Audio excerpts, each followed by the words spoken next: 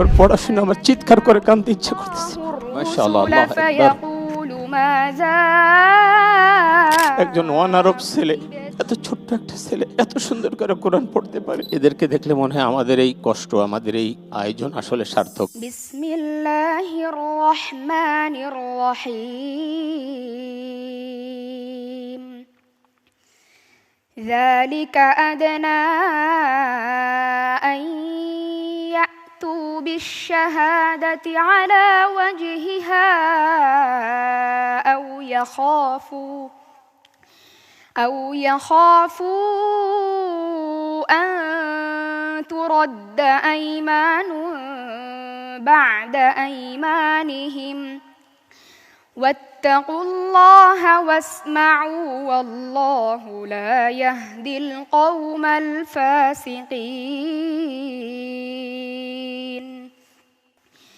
يوم يجمع الله الرسل فيقول ماذا أجبتم قالوا لا علم لنا إنك أنت علام الغيوب إذ قال الله يا عيسى ابن مريم اذكر نعمتي عليك وعلى والدتك إذ أيدتك بروح القدس تكلم الناس في المهد وكهلا وإذ علمتك الكتاب والحكمة والتوراة والإنجيل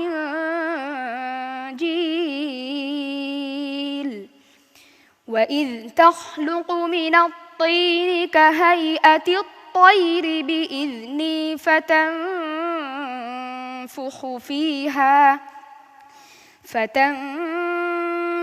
فيها فتكون طيرا بإذني وتبرئ الأكمه والأبرص بإذني وإذ تخرج الموتى بإذني وإذ كففت بني إسرائيل عنك إذ جئتهم بالبينات فقال الذين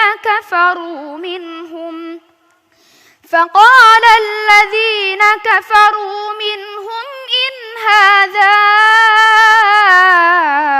إلا سحر مبين وإذ أوحيت إلى الحواريين أن آمنوا بي وبرسولي قالوا آمنا واشهد بأننا مسلمون. حسبك. صدق الله مولانا العظيم. ما شاء الله ما شاء الله ما شاء الله. الله أكبر. سبحان الله. الله أكبر الله أكبر.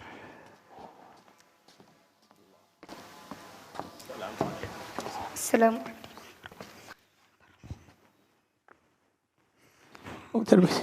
ওর পড়াশোনা আমার চিৎকার করে কাঁদতে ইচ্ছা করতেছিল।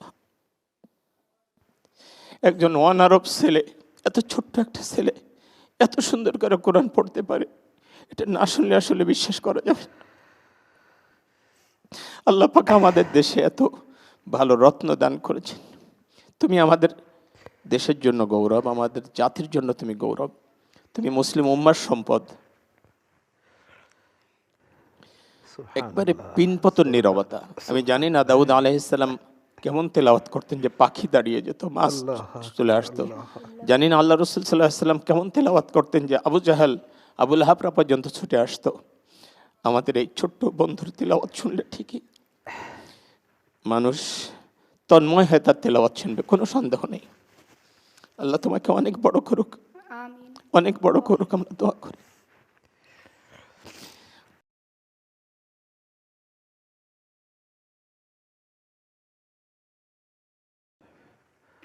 নাজির ভাই, আপনাকে অনেক ধন্যবাদ। আল্লাহ সুবহানাহু ওয়া তাআলা সত্যিই ওর কণ্ঠে মিজমার মিন মাজামির দাউদ আল্লাহ তাআলা দান করেছেন, ঠিকই বলেছেন। এবং আমরা সবাই মিলে ওর জন্য দোয়া করি আল্লাহ সুবহানাহু ওয়া তাআলা যেন ওকে সত্যিকার অর্থে কোরআনের একজন বড় খাদেম হিসেবে কবুল করে নেন। মুক্তার ভাই, এদেরকে দেখলে মনে হয় আমাদের এই কষ্ট, আমাদের এই আয়োজন আসলে সার্থক, এবং যারা এর সাথে সংশ্লিষ্ট অর্থ দিয়ে এই পুষ্টি তো দীর্ঘদিন যাবত আমাদেরকে এই অর্থ দিচ্ছেন, তো এর সাথে আরও যারা আছে, বিআরবি সহ যারা আছে, আল্লাহ রাব্বুল আলামিন তাদেরকে উত্তম জাযা দান করুন। আল্লাহুম্মা আমিন।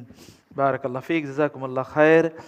আমরা একটু আমাদের বিচারক প্যানেলে রয়েছেন শেখ নেসার আহমদ আন-নাসিরি, একটু আপনার মন্তব্য শুনবো। মাশাআল্লাহ, আমি ওর তেলাওয়াত শুনে আমার চোখ দিয়ে পানি চলে আসছে।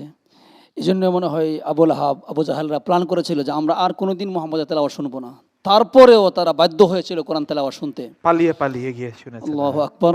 আমি শুধু তার তেলাওয়াত শুনছিলাম আর ভাবছিলাম আল্লাহ যে বলেছেন ইন্না নাহনু নাযালনা যিকরা ওয়া ইন্না লাহু লাহাফিজুন। আল্লাহ তাআলা কোরআনকে কিভাবে হেফাজত করছেন, কত সুন্দরভাবে আল্লাহ পাক হেফাজত করছেন।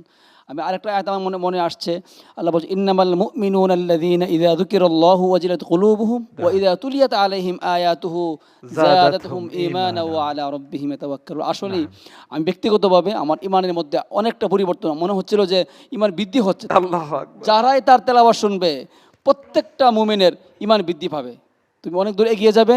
আমিন, জাযাকুমুল্লাহ খায়ের। আমরা আপনার কাছ থেকে এবার মন্তব্য শুনতে চাই।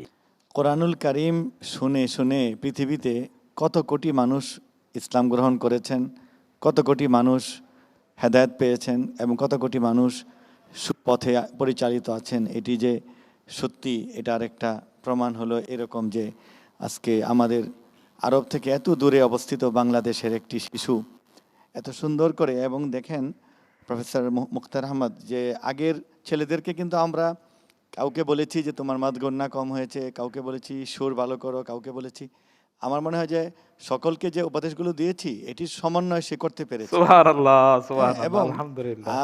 আমার এই আজকের পর্বে মনে হচ্ছে যে সে তার কম্বিনেশন এই সবগুলোর ক্ষেত্রে, বিশেষ করে মাকামাত এবং তারান্নুমে কিন্তু আমরা বাংলাদেশের ছেলেরা একটু পিছিয়ে, আমার মনে হয় যে সে ওই জায়গায় চলে যেতে পারবে ইনশাআল্লাহ। ইনশাআল্লাহ আমরা তার জন্য সবাই মিলে তার জন্য এবং দোয়া করি। আমরা আমি তাকে কারি হওয়ার, হাফেজ হওয়ার পাশাপাশি তার উস্তাদ এবং তার অভিভাবকদেরকে বলবো একজন বিশ্ব কারি বানানোর জন্য তাকে একটি ভালো প্রতিষ্ঠানে দেওয়া।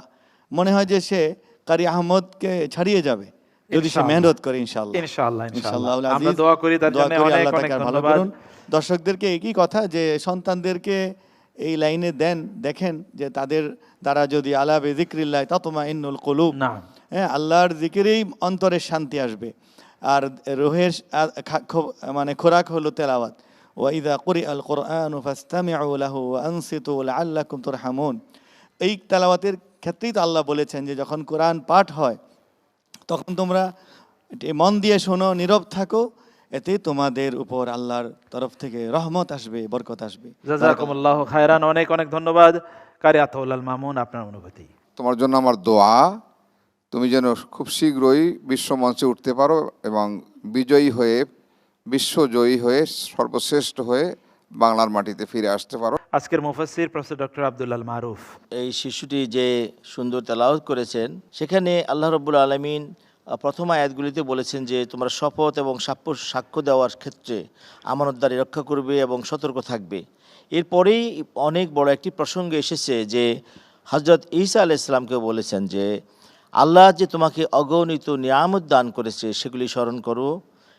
আর তোমার রুহুল কুদুস বানিয়েছেন। রুহুল কুদুস এখন আল্লাহ রাব্বুল আলামিন যে একটা ফু দিয়েছেন আর তার মাতৃগর্ভে তার জন্ম হয়েছে। এর মধ্যে আল্লাহ তাআলা আরেকটি কথা বলেছেন যে আমি দোলনার মধ্যেই তোমার মুখ দিয়ে, জবান দিয়ে কথা বের করেছি। অর্থাৎ তিনি যখন ভূমিষ্ঠ হয়েছেন তখন তিনি সেই শিশু অবস্থায় তার মা দোলনায় বসেই সাক্ষ্য দিয়েছিলেন তার মায়ের পক্ষে যে আমার মা, এবং তিনি যে নবী।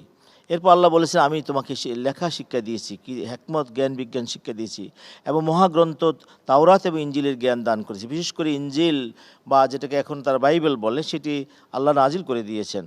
এরপর আল্লাহ বললেন যে মুজিজা হিসাবে আমি এমন পাওয়ার দিয়েছি যে মাটি দিয়ে একটা পাখির মতো তৈরি করলে সেটি ফুঁক দিলে জিন্দা পাখি হয়ে উড়ে যায়। এবং তখনকার সময় ছিল চিকিৎসা বিজ্ঞানের যা অনেক উৎকর্ষ, জালিনুস এবং আফলাতুন এই ধরনের বড় বড় চিকিৎসা বিজ্ঞানীরা তখন ছিল, কিন্তু তারা শ্বেত কুষ্ঠ রোগীকে ভালো করতে পারতো না। তখন আল্লাহ রব্বুল আলামিন তার হাতে এমন মুজিজা দিয়েছেন যে তিনি হাত বুলালেই তারা ভালো হয়ে যেত। তারপরেও এই বনি ইসরাইল এত কঠোর জাতি, ইহুদিরা এত কঠোর জাতি যে তখন তাকে বলছে না এসব তো জাদু। তখন আল্লাহ রব্বুল আলমিনের কাছে তিনি বললেন, আল্লাহ কে আমাকে সাহায্য করবে? তিনি বলছেন মান আনসারি আল্লাহ, আমাকে কে সাহায্য করবে? তখন কালাল হাওয়ারিউন, হাওয়ারি অর্থাৎ যারা তাকে সাহায্য করেছিলেন তারা বললেন যে নাহানু আনসারুল্লাহ, আমরাই আপনাকে সাহায্যকারী হিসাবে করব। যেমন আল্লাহ রসুলকে মদিনার আনসাররা সাহায্য করেছিলেন। সেখানের মধ্যে একটি ইন্টারেস্টিং ব্যাপার আছে যে ওনারা ছিল গরিব, জেলে পল্লীর লোক। তারা ছিল, হ্যাঁ হ্যাঁ, তারা বললেন যে আমাদেরকে একটা বাঙ্কুয়েট দেন, অর্থাৎ একটা খাবার ভালো সুস্বাদু ডেলিশিয়াস ফুড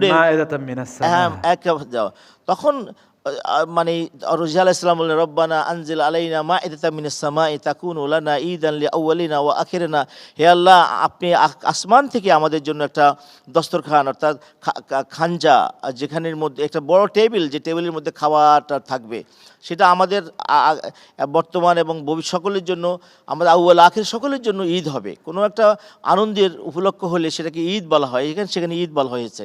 তো সেখানে দেখা গেছে যে ঠিকই আল্লাহ রাব্বুল আলামিন আসমান থেকে সেই সুন্দর খাবার এনেছিলেন।